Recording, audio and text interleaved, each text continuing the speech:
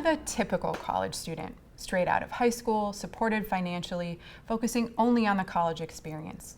Rather more typical is someone like Josie, a first-generation student who's also a parent, working 15 hours a week, 5 hours short of qualifying for food stamp benefits.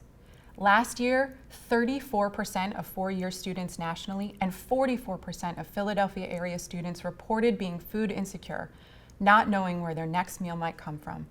No student should have to choose between buying a textbook or buying dinner.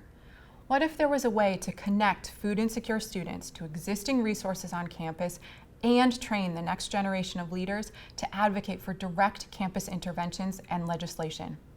I'm Rebecca Barr, Executive Director of Challah for Hunger, and we cultivate leaders to become engaged citizens, equipping them with tools to fight food insecurity on campus through community, philanthropy, and advocacy.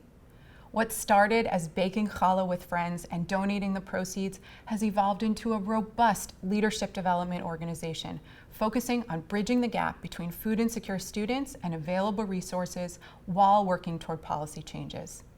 Annually, Challah for Hunger has 10,000 participants nationwide, 250 in the Philadelphia area. Since launching our selective training initiative in 2017, we've trained 60 students nationwide who've implemented 47 interventions, such as raising the capital and building a campus food pantry, or running for student body president on a platform to end food insecurity.